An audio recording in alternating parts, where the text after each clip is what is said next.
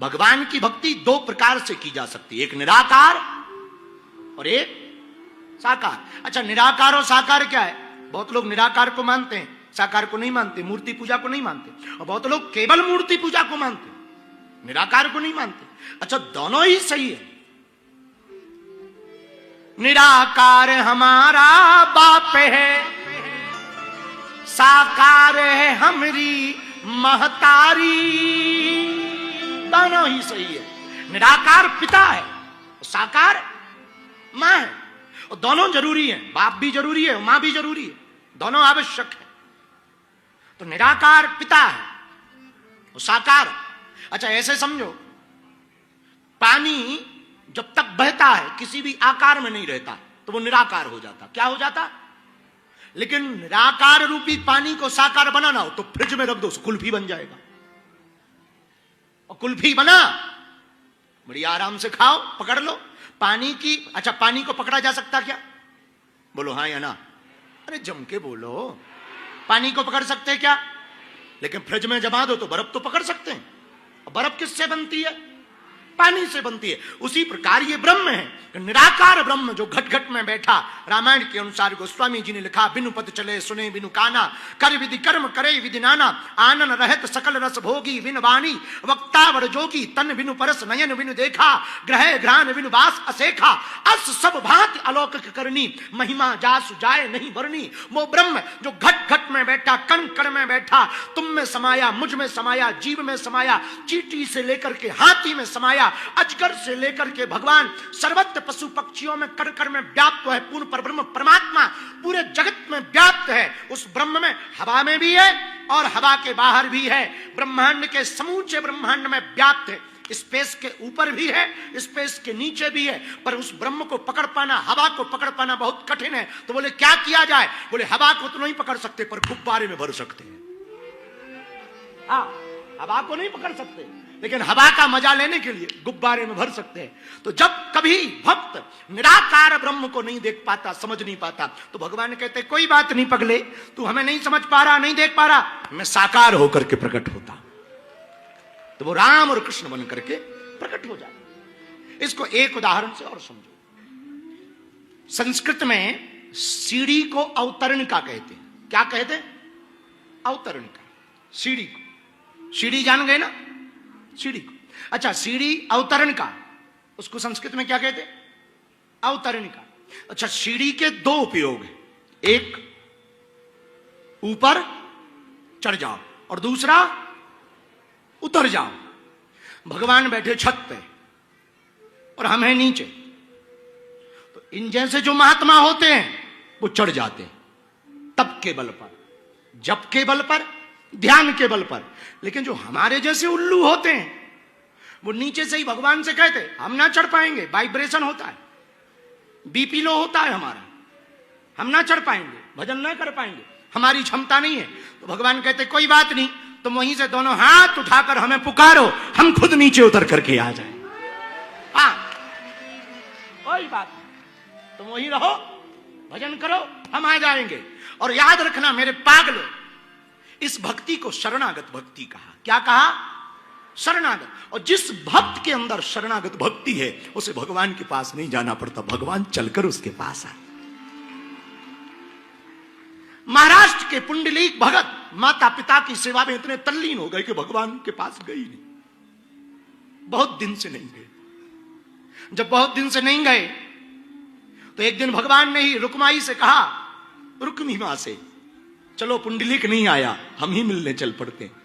तो भगवान विट्ठलनाथ, पंढरपुर वाले विट्ठलनाथ पुंडलीक के घर पर गए। पुंडलीक मां बाप की सेवा में इतने तल्लीन, होश ही नहीं। भगवान ने आवाज लगाई, अरे पुंडलीक, बहुत दिन हो गए तुम आए नहीं, तुम नहीं आए तो हम ही आ गए, तुम नहीं आए तो हम ही आ गए।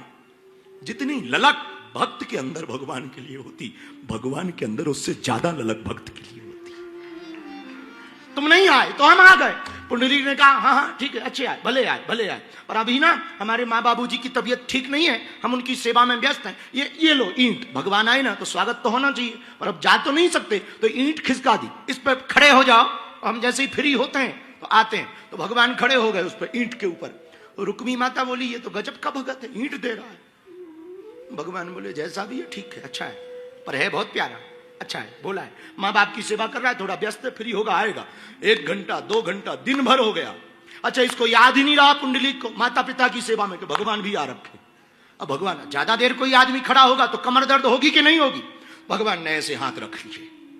तो आप कभी साक्षी गोपाल जी के दर्शन करना, ये वही दर्शन है पुंडलीक के। यहां पर भगवान ईंट के ऊपर खड़े हुए हैं तो इट्ठलनाथ होते होते इनका नाम विट्ठलनाथ पड़ गया। तो भक्त जब बहुत समर्पित होता तो भगवान उनके घर पहुंचते। सबरी को थोड़ी जाना पड़ा। रामा रामा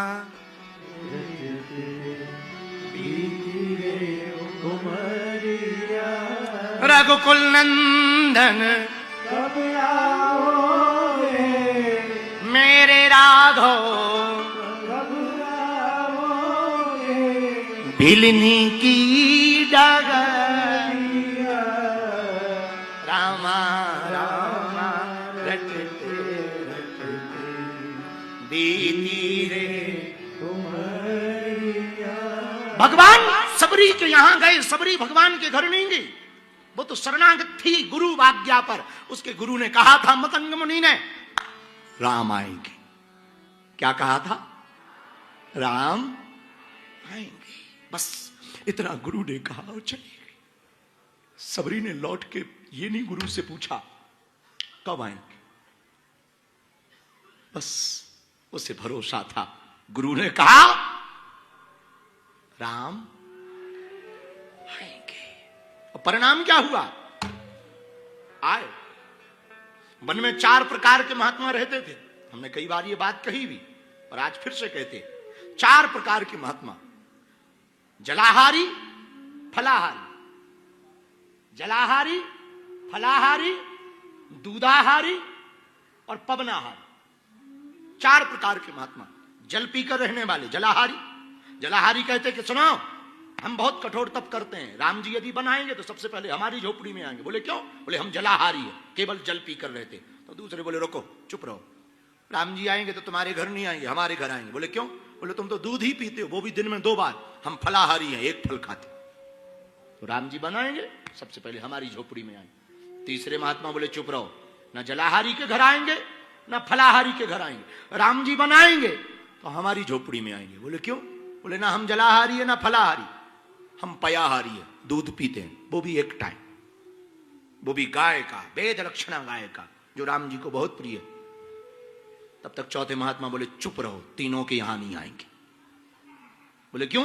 बोले भगवान आएंगे तो हमारे यहां आएंगे, बनाएंगे। बोले क्यों? बोले ना हम जलाहारी हैं ना फलाहारी है ना पयाहारी है, हम पवनाहारी।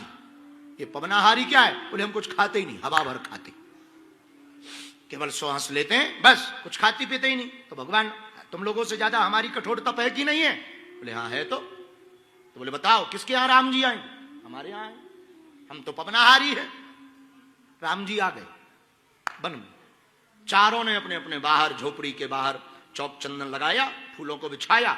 आओ आओ आओ सरकार, आहा आओ ठाकुर जी, आओ आओ, बहुत अच्छे आए, आओ आओ पधारो पधारो, आओ बाप जी पधारो पधारो पधारो। भगवान बाहर आके खड़े होके कहते सबरी कहां रहती? सबरी कहां? सबरी कहां रहे? चारों एक दूसरे का मुंह ताकने लगे। बोले ये तो सबरी का पता पूछ रहे, इन्हें पूछना चाहिए कि फलाहारी कहां रहता, पवनाहारी कहां रहते, जलाहारी कहां रहते। और ये चारों के पास आके कहते सबरी कहां रहती है? महात्मा बोले ढूंढ लो, खोज लो, हमें नहीं पता, हमें नहीं पता, अपना खोजो, जाओ जाओ। किसी महात्मा को दया लगी होगी, उसने इशारा किया, राम जी एक दया भगवान की क्यों? मेरे पागलो, तुम शरणागत रहोगे ना, खोजता हुआ तुम्हारे घर आएगा, खोजता हुआ तुम्हारे घर आएगा। और हमने पढ़ा सबरी के पास राम जी 10,000 वर्ष बाद पहुंचे। गुरु जी जब से बता के गए तब से राम जी के मिलने की आयु 10,000 साल थी। 10,000 वर्ष तक सबरी ने इंतजार किया। आंखों की रोम के जो रोम कूप होते ना, ये पलकें, पलकों के जो बाल होते ना, सबरी के बाल इतने बढ़ गए 10,000 साल में कि पृथ्वी पर लटकने लगे। आंखों के रोम पृथ्वी पर लटकने लगे। और जब राम जी आए तो वो राम जी को देख नहीं पा रही आंखों से, क्योंकि रोमकूप सामने आ रहे।